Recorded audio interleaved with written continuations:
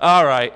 So since the beginning part is just kind of introducing myself and everything else, I am going to go move forward with that. The name of this talk, actually, let me just say, my name is Jason Scott. That's my proof. And the name of this talk is That Awesome Time I Was Sued for $2 billion. It's not a fake title. I was sued for $2 billion, actually a little bit more.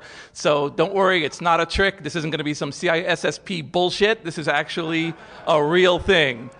Just saying. Just saying. All right, anyway, so I run a site called textfiles.com, which is an archive of computer history. Started out pretty simple. I had a bunch of old computer bulletin board documents from when I was in my teens, and I noticed in around 1998 that there really wasn't a huge collection of them online, and this surprised me. So I put them online, and it got some press immediately, and it slowly grew in success. So people started to send me their old computer bulletin board stuff.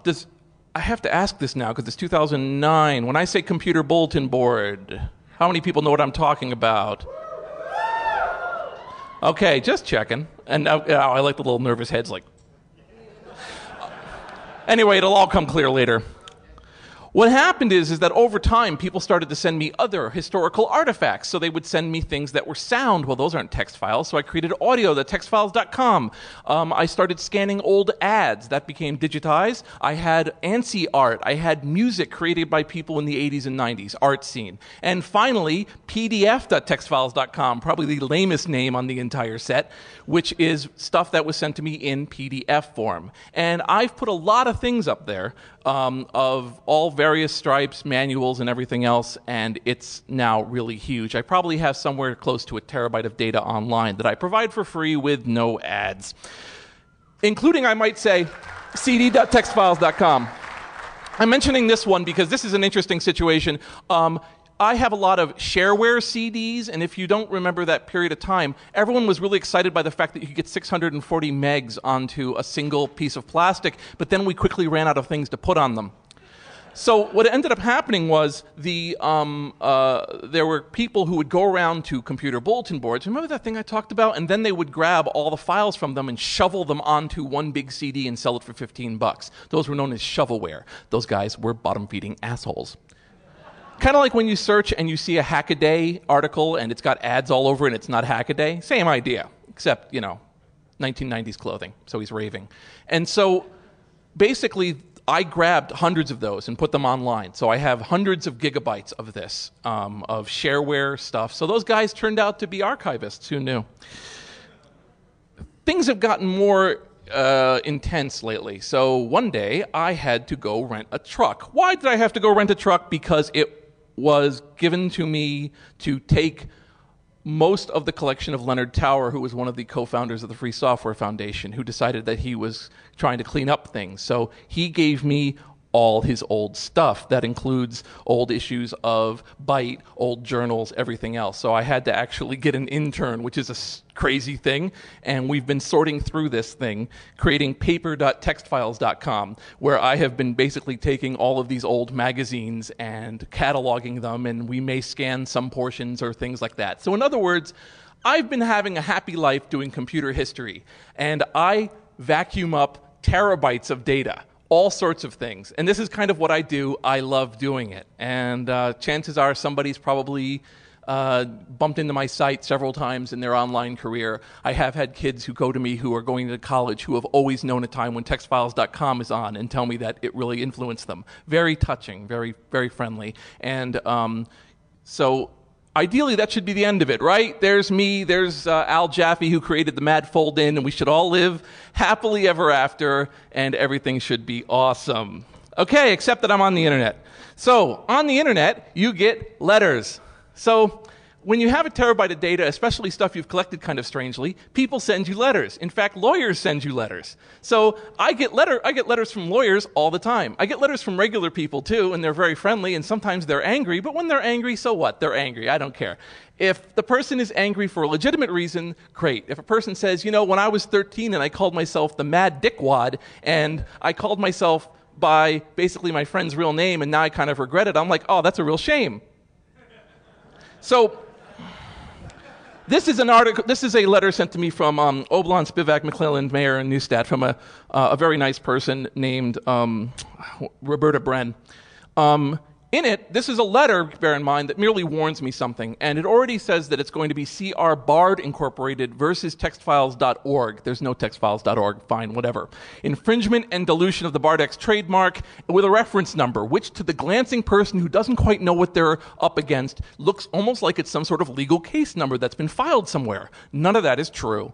This is basically a letter saying, we don't like something about your site, get rid of it. What is it? Well, that's an interesting thing. We have not received a response from you, and improper references to the Bardex mark used to refer to enema equipment continue to appear in several stories posted within your erotica section. In particular, inaccurate references to the Bardex appear in the stories An Interesting Saturday Night, Part 5, Lori's Last Day, and Pamela's Story.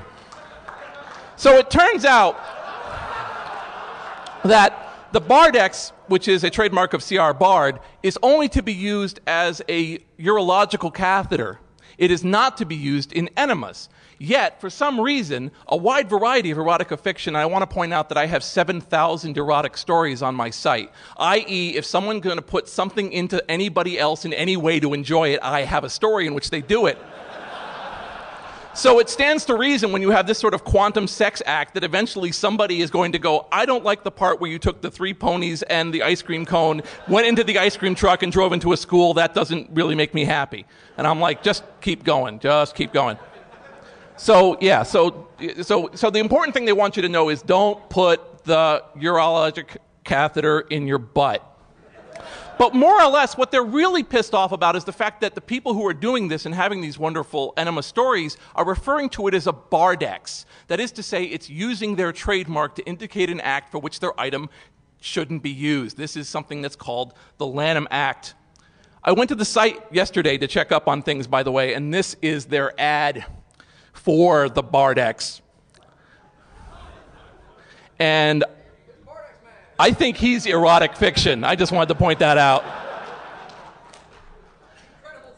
Quick thing about the just so you understand what the Lanham Act is. The Lanham Act was originally created as a way of when you trademark something and put it on the side of, say, a barrel of rum, and then Dirkwad over here put mud and a little bit of lye in and called it your rum, he was diluting your trademark because someone would drink it and go, man, this barley rum sucks.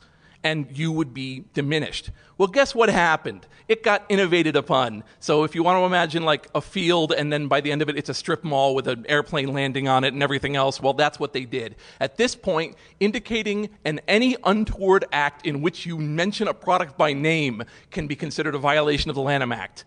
So, for instance, if you indicate someone should make a bomb using a specific household cleaner, which was one of my files, the household cleaner people are angry and say, please don't call it a our name bomb. And you go, well, that sounds somewhat okay. I mean, that sounds somewhat. And then there's another one where associate site of mine had a woman who was having sexual congress with a Coke bottle. Well, did you know that the Coke bottle shape is actually trademarked as a distinct thing? So the fact that you could see it being misused in this obviously not sustainable fashion indicated a dilution of their trademark, and of course people would be like, wow, I get it, you shove it in your cooter. And so anyway, this is the kind of foolishness that happens. A lot of times I've been attacked a bunch of times by font companies because a lot of these shovelware companies would be like, wow, this program doesn't work if you don't have this Windows font. Fine, fucking throw it on. We're only going to sell 1,000 copies. And then, 15 years later, I put it up. So that's what happens sometimes. I've had people who mentioned to me that they uploaded a story in anger once to 1BBS in California in 1983, and I have it. So all you youngins, look out. Just saying. You're like, no one notices if I'm posting on 4chan. I just want to point this out. This actually got a little news for me. I have 10 million archived threads of 4chan for 5 years. I've been asked not to put it up publicly and hold it for good, and I will, and I am going to put it up. So I'm just saying, in the grand scheme of things, whatever you put up there 20 years later, some idiot like me is going to come along. So I'm just saying, you know, you're going to be 40 and you're going to be like, oh, fuck, he was right. But sometimes I get letters in the mail, and mail letters are a little more interesting because that means the person still knows how to use the mail and that the person probably really wants me to know something. So when you get mail that says evidence, do not destroy, and it lists a court case, then you got to spend a little time with it, because in a world where you can be sued for misusing enema equipment, you might have something that's legitimate that you have to watch out for. So I started to get a lot of letters from this one individual. And as you can see, they are written in perfect crazy. Fluent crazy. That's actually, you know, I mean, yeah. Notice the legal mail stamp? Just so you know, it's legal mail. So it was a notification of claimed infringement, which was, and when it says here by person, it doesn't mean they did the infringement. It says this is the person who made this. It's Paul Andrew Mitchell. As a disclaimer, I might be completely misstating everything about Paul Andrew Mitchell, but as far as I can tell, he is a fuck. So, Paul Andrew Mitchell, author and Damage Party, all rights reserved without prejudice. I don't even know what that means. So, one of the first letters he sent me was something called the Federal Zone Copyright Amnesty Program to all users. He started out with Dear Neighbors. I don't get it. So I understand that, like, the way this is written here, you're over there like, what the fuck does that say? I've summarized it for you. Give me $25, delete all your copies, swear an oath you did it. I no longer allow copies of my book for free. I'll go a little more details into the Federal Zone. The Federal Zone was a book that was written as a sold product. That is to say, he sold it on floppy disks. So this is around 1994, 1995. Its central thesis, I'm sorry to ruin it for you, spoiler alert, is that we exist based on some bizarre readings of the Supreme Court rulings, that the only places that the federal laws truly have jurisdiction is over Washington, D.C. and a number of other federally assigned territories, and that a lot of other laws, including taxes, are not really valid. Therefore, you don't have to pay taxes. Sign, guy who had his bank account held for lack of paying of taxes. Just in case you're wondering what happened with the guy writing the book. So, the time that he started to write these letters to me, at one point he indicated that the Lanham Act permits triple damages. This is an interesting assumption. It's not true. But he estimated that there had been 2,371,324 downloads of his book on my site and probably a couple hundred others. That, in fact, mine had actually come from, of all places, The Loft. The Loft had a archive of old texts, and I had that archive, and among them was this file, fedzone.txt. And so he simply assumed this wonderful number. No, he doesn't explain where he got the number, because that planet asks not to be identified. However, he claims that because these 2,371,324 people failed to pay the $25, he was now owed $59,283,100 in damages. Also, I am batshit insane. That's what it says at the bottom. So, you know, the letters started coming, and what's interesting here to note, which is what the core thing I want you to really, if you don't come away with anything else I'm talking about here, bear in mind that I am a, in the grand scheme of getting legal threats and being told I am a bad person, I am probably one of the more rhino-skinned people at this point. I am told I am awful all the time. In all various bits, I've been told this on comment boards, I've been told this in text files, I've been told this in voicemail. It's, you know, it's what happens when you do a lot of different things on the internet and you talk like I obviously do in this bombastic, crazy-ass, funny manner that makes fun of people. But there are a lot of you who don't actually live that kind of life like I do, and yet you wish to express yourselves, and you will express yourselves, and you will encounter something like this, and there's a real danger that you'll come away from it feeling like you've done something wrong, or that every single person who takes the time to threaten you in this kind of fashion, which is not just, you suck, I hate you, is somehow valid. And I want you to walk away at least knowing, even if you walk out now because you're going to go see Clark speak, that no, that's not true. Don't fall for that bullshit.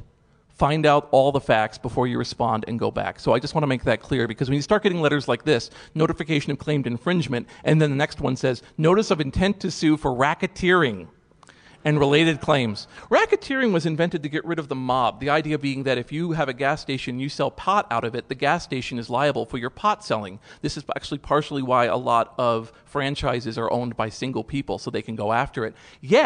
Yet, theoretically, if someone wanted to, they could almost claim the McDonald's Corporation was the responsible in a racketeering way for a crime committed at a McDonald's. This almost never goes that way. It sometimes happens in drug laws, but not often. And so racketeering is one of those things of like, it's understood why that tool came along, but it's not necessarily something that's going to happen. And this guy is claiming I was a racketeering organization because he thinks I stole his book. Did I steal his book? That's another question for another few minutes. After getting about 20 of these letters over the course of 2 or 3 years. We're in now 2001. I started getting them in 1998. I was sent mail from the Constitutional Educational Research Foundation located in California. I should also point out, by the way, that all the mail that previously came through a series of mail drops. Mail drops are fascinating, and if you haven't really been dealing with the mail in your lifetime because you're 9, the way that most people send mail is that you send it out and it has to have a return address.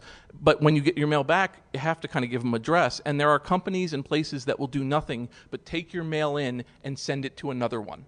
And they'll do this for X amount a month. And so you don't ever give your information out, and then you cut off that mail drop and go to the next place. And that's why you do it. So that way, if there's old bills, they have this address for you. Well, he was a great education on all these different mail drops because they were all over the place. Forwarding agent. Forwarding agent is a pretty good sign, by the way. So one day from a forwarding agent, I got mail from Lonnie G. Schmitz, settlement negotiator. And he sent it to all named defendants in this Mitchell versus AOL Time Warner Inc. et al. Lawsuit, which didn't exist yet, by the way. But it offered me great settlement opportunities for this. For only $25, which was the price of the original, all these people could have avoided the lawsuit. Now they're faced with extensive legal expenses and the very real prospect of massive damage awards with no ceiling in sight. And later in the letter, for your information, Mr. Mitchell has begun to pre-assign a portion of his awards to worthy charitable organizations. Depending on your unique situation, it may also be possible to offset his damages with a tax-deductible donation. Now, it's interesting because then it says, well, if you settle, some of the money will help kids. But the thing is again, I want you to understand this from the point of view of a person who has no other knowledge of this going on. This is truly terror. Because this person is speaking an extremely scary language, and if you're a person who's going paycheck to paycheck, and these weird threats are coming through the mail, and he would write everything in the form of a legal document, you'd start to think that you were really, truly, and well fucked, and you didn't know what to do. Ostensibly, you would give him $25, i.e., this is probably vaguely extortion. In fact, by this point, he had actually been able to show some of the unpaid settlements that he believed he was owed for this legal case that hadn't happened yet. And so his number was now at 97 million. Just keep it going, okay? 97,112,000, 041 and 31 cents. Check, please. He also included a Miranda warning. That's awesome. I was mailed a Miranda warning. In the mail, I picked it up and I was told that anything I would say and do from this point forward could be used against me. I guess up to today. But damn it if he didn't do it, if he didn't just say that. He said, yep, because of the Fifth Amendment, you can do this, and because of this, it will be held against you. So who the hell is this moonbat? Because at this point, you're like, dude, that's fucking nuts. And really, honestly, that's kind of my take on it, too. His name is Paul Andrew Mitchell. His alias is Mitch Modilewski. It might be that his real name is Mitch Modilewski. He claims otherwise. We know that he served time in or attended a seminary and then dropped out. We know that he has a business degree, an actual business degree. We know he has another degree. We think he has mental illness. Can't be sure, though. And at some point, he started really falling in with the fringe crowd. Joined up with the Freemen for a while, tried to be a representation with them. When they failed to pay him for something, but he thought he was owed, he claimed that they were government clones. trying to defraud him, so he started to go after them, which is a really dumb thing to do to men in cabins with guns, but fine, whatever. I guess that's why you have a forwarding agent. And he had invented this kind of interesting way of looking at the world in terms of a legal thing. And, I understand that some of this, for some people, you probably want Jennifer Granick in a bra and panties to read this to you to make it interesting legally, but I'm just saying that a lot of it, if you actually went down into these twisted logic tunnels that he had dug, they actually kind of made a sick sort of sense. A few times he kind of makes leaps that are a little bit too far for the current contemporary legal system, but it was an interesting thing to read up on. So he wrote this book and put this book out called The Federal Zone, of which I've already spoiled for you. And he put it out with clear language that it was, give me $25 if you think there's any use in it. Since it is objectively useless, he didn't get much money. He then announced he was withdrawing it from the internet. And he did this by posting on some mailing lists. Again, this is 1997. There's a slightly different feel about the internet. But still, even in that time, it's pretty contemporarily nuts. And he posted this warning and said, attention, this is no longer a freely available work, and now you may not have it.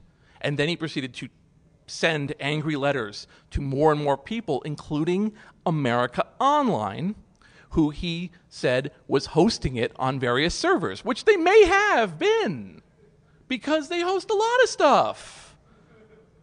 And so he basically said, so AOL owes me money, and these 150 defendants, of which 120 were John Does, owe me money. Yeah. So now you know a little bit more about Paul. So one day a subpoena shows up. Now, again, I understand the subpoena may in fact be a cupcake. I mean, it's not really technically supposed to be that, right? You got served, right? Legal mail, and right under it, served to it. In case anyone's wondering, Cow's Technology is the business that owns cow.net, which was the site that nominally had a mirror of textfiles.com, and that's why he keeps saying cows. That's what's going on there. So this was actually to me and to my real address. And it was fucking thick. So I knew I was okay. I was in for a good read. Here's an interesting thing that he started to do after a short period of time. He started to emboss them. Again, I think that's really important to understand, is that a person who might not know better would see something embossed and go, okay, that must be some real shit. His law firm, whose sole lawyer on staff doesn't have a law degree, is called Supreme Law Firm. It's actually, I believe it's supremelaw.org, where you can, by the way, download a complete free copy of his book. I mean, just in case you're wondering. But this one was from the District Court of the United States. It was from the Eastern Judicial District of California.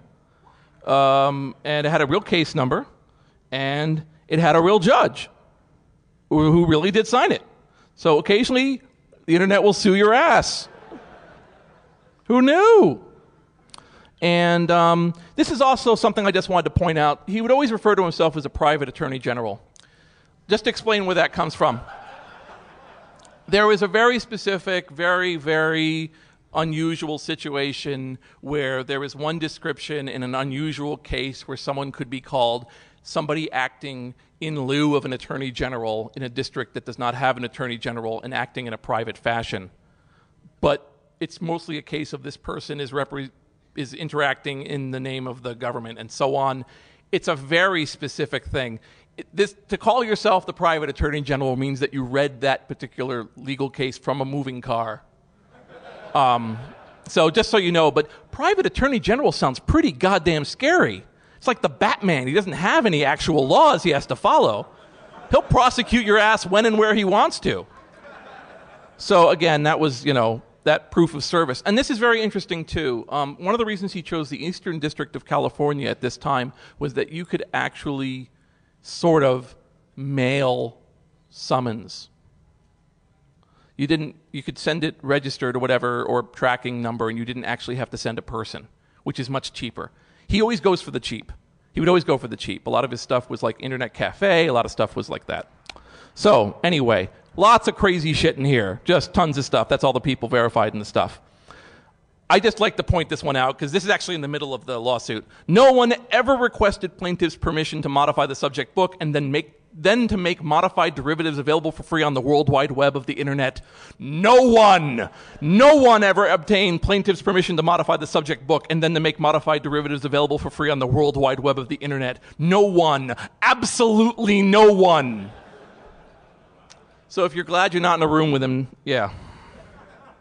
So by this point, he's summarized the damages such that the summary for reasonable counsel's fees, that is to say himself suing me, are to be addressed. Summary of consequential damages to be addressed. And the summary of actual damages on counts 3, 4, and 5 he hasn't figured out yet. But count 1, the copyright infringement's actual, he's counting infringements as every time I think somebody downloaded something, they owe me the full value in damages. $163 million. And Lanham Act violations, which again, under certain circumstances, treble, which may or may not be this case, suddenly it's 491. This gives him 655,200,000. And then he tacked on to it, again, going 3 times, by taking by the way, he figured out the punitive damages by taking the infringement damages and tripling them. He came up with $1.9 billion, and finally adding them back up again. All right, so that's critical, right? You got to understand, he took 3 eggs, threw together the eggs, and then ended up somehow with 6 eggs. 6 glorious Lanham Act violative eggs. Critical to understand. And he ended up with $2.6 billion. And I also just wanted to mention this, somewhere weird deep down there. Over a period of several months, time permitting, plaintiffs surveyed the entire internet using the Alta Vista search engine developed by Digital Equipment Corporation, now owned by Compaq. So that's like, 1997, he looked at the entire internet. All right. Yeah, so here's the deal, okay? It was a real lawsuit. Bunch of us were named.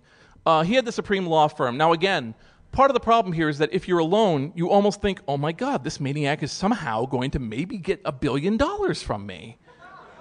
In your dark, you can sit there with your buddies, and when there's 1,000 of us in the room like there is right now, you can say, of course, that's stupid bullshit. But the fact is when you're alone and you don't have anyone to talk to, you can feel really scared by that.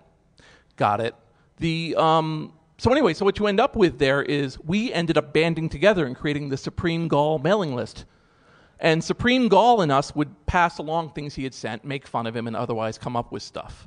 So of the 12 people on the Supreme Gall list who were all parties, 3 of us sent lawyers. I wasn't one of them. My lawyer actually advised that I should, but that's what a lawyer does, doesn't they? This lawyer says you should send a lawyer.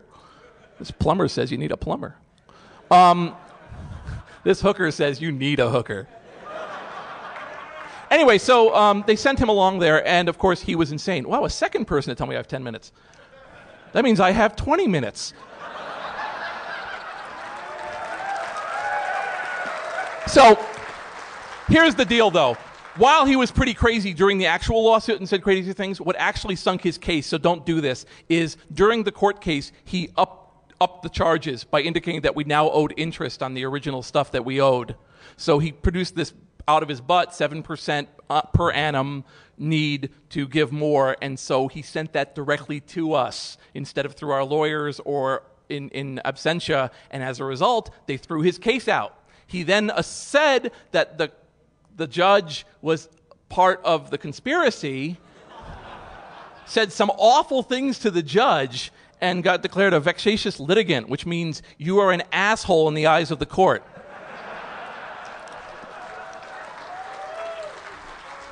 So, I couldn't come up with a good slide representing happiness and success, so this is a picture of me at 16 with my bulletin board system, because I was really happy back then. Anyway, so the upshot of this thing was that I really learned a lot, and he did send me some letters afterwards, and I do collect them all, but kind of the nature of this whole thing, right, is that you have to understand that never try to go things alone. I don't mean that you have to go walk into the cops if you think you've done something wrong, but talk to other people about what you think is going on or where things are. Talk to people, because the fact is that working in ignorance allows scum like this to really take advantage of you. It doesn't always come with a perfect neon-sized clown hat crazy like this guy. Sometimes it doesn't. Sometimes it's just a little side of somebody has a different moral structure than you and is really going nuts and is telling you things that just inherently aren't true. If you want to read more about him, I guess I lost that slide. Oh well. If you go to paulandrewmitchell.com, which I own.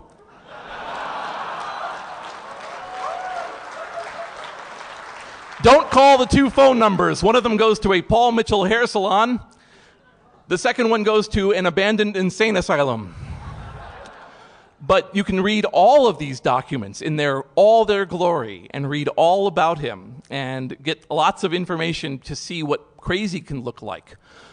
So anyway, here's a whole bunch of ways to reach me. Textfiles.com, my weblog's ascii.textfiles.com. I invite you all to visit the Retro Room, which I helped put together here, which has a functioning PDP-11. And a VAX. Please don't avoid that. Probably the last time you're going to touch that metal while it's on, or when it's not your bedpan. So anyway, and of course feel free to follow my cat on Twitter because people just love that cat. Anyway, so thank you again for going out, coming back in again, and putting up with the bullshit to talk and listen to me. Thank you so much.